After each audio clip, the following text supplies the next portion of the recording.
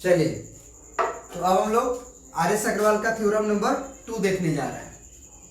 क्या कह रहा है कि if a side of a triangle, if a side of a triangle, अ मतलब एक या एनी, कोई भी एक साइड, अ मतलब मैथमेटिक्स में बताया है ना कि अ का मतलब होता है एनी या एक। तो if a side of a triangle produce, if a side of a triangle produce then the exterior angle so formed, कोई भी साइड को अगर हम बढ़ा देते हैं, जैसे मान लीजिए ये एक साइड को हम बढ़ा दिए, कोई भी एक साइड को बोला है, तो मान लो ए बी सी में हम सी को बढ़ा दिए डी तक, तो इस तरह बढ़ाने से जो एक्सटीरियर एंगल बनता है, बोला है ना then the exterior angle so form, इस तरह बढ़ाने से जो एक्सटीरियर एंगल बन जाता है, this exterior angle is equal to the sum of two opposite interior angle. तो हम बताए थे ना कि इस एंगल के रेस्पेक्ट में अपोजिट इंटीरियर एंगल किसको बोलेंगे, एंगल ए को और एंगल बी को। तो हमें यही प्रूफ करना है। हमें गिवन क्या दिया है कि triangle in triangle ABC BC produced to D, BC जो है वो डी तक प्रोड्यूस किया गया है। टू प्रूफ क्या है हमारे पास कि इस तरह जो एक्सटीरियर एंगल बना है A C D, angle A C D, हमको वो प्रूफ करना है कि वो angle A plus angle B के बराबर होगा। बात समझ में आया? बोलो। इस एंगल को हम मान लेते हैं 1, एंगल सी के अंदर वाले पार्ट को, केवल अंदर वाले पार्ट को हम मान लेते हैं 1। अब जरा हमें बताओ, जो हमें प्रूफ करना है, जो हमें प्रूफ करना है, देखो प्रूफ में हम क्या लिखेंगे। प्रूफ में हम लिखेंगे कि अभी अभी हमने पढ़ के आ रखा है कि तीनों एंगल का जो सम होता है ट्रायंगल का, वो होता है 180 डिग्री। ये तो हम पढ़ के आ रहे हैं ना, बोलो।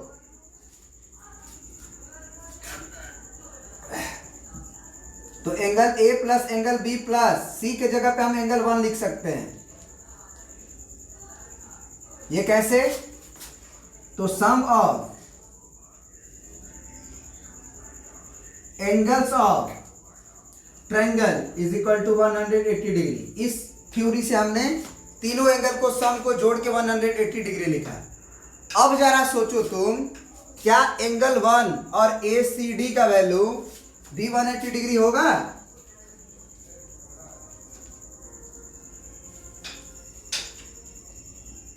क्या एंगल 1 को एंगल सी, ये वाला एंगल और ये वाला एंगल को जोड़ दें दोनों को, तो क्या 180 डिग्री होगा? बाइलिनियर पेयर, बाइलिनियर पेयर, क्योंकि BCD is a line, BCD is a line, क्योंकि BC को प्रोड्यूस किया गया है, टेढ़ा बड़ा नहीं किया गया, सीधा उसको आगे की तरफ बढ़ा दिया गया था। अब जरा सोचो, दोनों का RHS बराबर है, तो फ्रॉम 1 and 2 हम क्या बोल सकते हैं कि फ्रॉम 1 and 2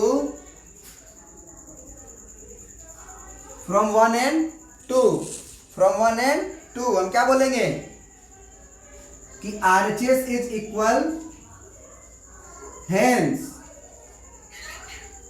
LHS भी ऑल्सो इक्वल। तो अगर RHS इक्वल है तो LHS भी इक्वल होगा, और LHS हमारा क्या है, angle A plus angle B plus angle 1 बराबर होगा एंगल 1 प्लस एंगल ACD। अब 1 और 1, अगर 1 को LHS में भेजे तो 1 में से 1 घट के 0 हो जाएगा, तो कट जाएगा। तो यही तो प्रूफ करना था कि angle A plus angle B जो है वो एंगल ACD के बराबर होगा। समझ में आया बात? एंगल 1 कट गया, तो तो ये प्रूफ हो गया कि ACD जो है ए और बी के बराबर था। तो ACD जो है वो ए और बी के बराबर था। तो जरा आप हमें बताओ, ये तो प्रूफ हो गया, इसे प्रिंट करना ही करना है, आप कर लो। अब जरा बताओ, इसको हम मिटाते हैं थ्योरम को। अब जरा तुम सोच के बताओ ये बात कि अगर हम ट्रायंगल में इस साइड को आगे बढ़ा दें ऐसे, और ये मान लो ABC है और ये P है, तो किसका किसका सम किसके बराबर होगा? बताओ, किसका किसका सम किसके बराबर होगा? अभी अभी पढ़े हो ना कि जो एक्सटीरियर एंगल बन जाता है ना, वो sum of two interior opposite angle के बराबर होता है। तो अगर हम CB को आगे बढ़ा दिए हैं तो एक्सटीरियर एंगल अब कौन कहलाएगा? ABP कहलाएगा ना। और ये किसके बराबर होगा? तो जो इंटीरियर एंगल है उसमें अपोजिट, दो गो अपोजिट इंटीरियर एंगल के सम के बराबर। तो अब अपोजिट मतलब अंदर, दूर दूर दूर दूर वाला, और A और C दोनों के सम के बराबर। कोई दिक्कत है समझने में? कोई दिक्कत है समझने में?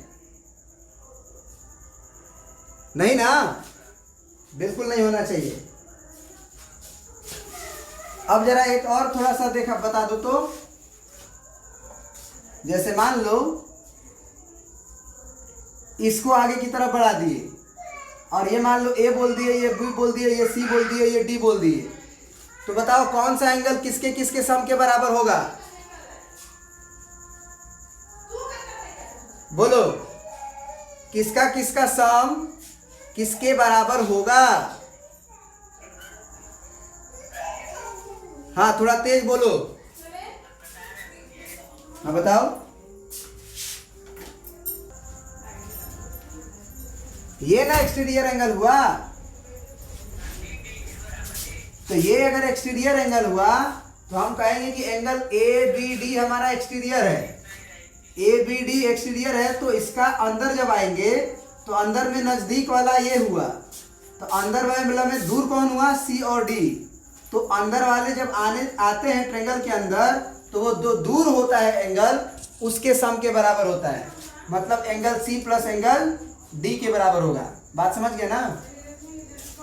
बोलो। अब हमें बताओ कि अगर मान लो हम इसको आगे बढ़ा दिए और इसको मान लो हम P बोल दिए, और इसको मान लो हम क्या लिखे थे? इसको भाई A लिखे थे ना? A तो उधर था, ये B था। अब बताओ, क्या हम लोग PBA को लिख सकते हैं? PBA को angle C plus angle D? हाँ, ये बात लिख सकते हैं? बोलो। नहीं लिख सकते, क्योंकि हम बोले थे ना कि दो साइड को जब बढ़ाया जाता है आगे तो वो एक्सटीरियर एंगल नहीं होता है, एक साइड को बढ़ाने से। तो अगर ऐसे देखो तो ये वाला भले ये जो है वो एक्सटीरियर कहलाएगा, क्योंकि एक साइड को आगे बढ़ाए हैं, इसको हम देखेंगे ही नहीं। तो PBC जो होगा, एंगल PBC जो होगा वो भले बराबर हो सकता है, PBC एक्सटीरियर हुआ तो अंदर आके दूर देखेंगे तो ये नजदीक हो गया, तो C और D के बराबर होगा। समझ में आ रहा है बात? अब PBC भी C और D के बराबर, और ABD भी C और D के बराबर, तो तुम बताओ तो C और D के बराबर PBC भी है, ये भी है, और C ही D के सम के बराबर ABD भी है। तो तुम ये नहीं कह सकते हो कि वर्टिकली अपोजिट एंगल से भी तो ये बराबर हैं, और होने चाहिए। बात समझ में आ गया? वो अब चलो एक इसमें हम लोग इंपॉर्टेंट कॉन्सेप्ट सीखेंगे कि अगर एक्सटीरियर एंगल ट्रायंगल के अंदर के दो अपोजिट इंटीरियर एंगल के सम के अगर बराबर होता है, माने सम के बराबर होता है, तो वो अकेला किसे क्या होगा? जरा लिखोगे नोट करके, इसको हम मिटाते हैं। अब देखो ये एक कोरोलरी है। कोरोलरी क्या है कि एन एक्सटीरियर एंगल, मतलब पहले समझ लो, जरा सोचो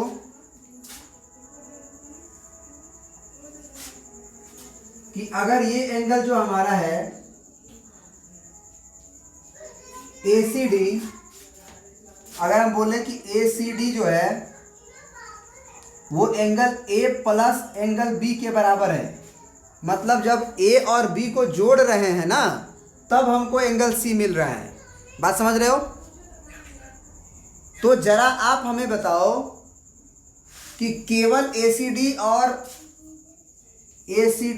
A में कंपेयर किया जाए, केवल A में, तो ACD बड़ा होगा कि A बड़ा होगा? सही बात है। और केवल अगर एंगल ACD को B से कंपेयर किया जाए तो B बड़ा होगा कि ACD बड़ा होगा? क्योंकि वो दोनों को जोड़ने के बाद जो है वो आ रहा है, A और B को जोड़ने के बाद ये आ रहा है, इसीलिए अकेला अकेला से तो बड़ा होगा ही। तो वही बात कोरोलरी में याद करने योग्य बात में दिया गया है, क्योंकि इससे हम लोग ट्रायंगुलर इनइक्वालिटी को सॉल्व करते हैं।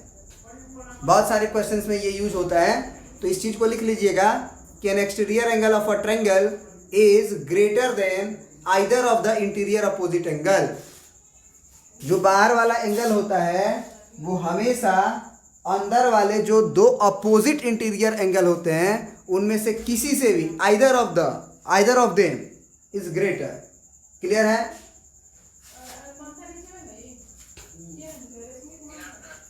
तो बस आसान है ना। अब जो है तुमको हम होमवर्क दे देते हैं, एग्जाम्पल्स 1 से लेके एग्जाम्पल 19 तक, एग्जाम्पल 1 से लेके एग्जाम्पल 19 तक। और अगर मन करे तो एक्सरसाइज भी बना लेना। अगले क्लास में जब तक तुम एग्जाम्पल बना के हमको व्हाट्सएप पे भेजोगे नहीं तब तक हम तुमको पढ़ाएंगे नहीं।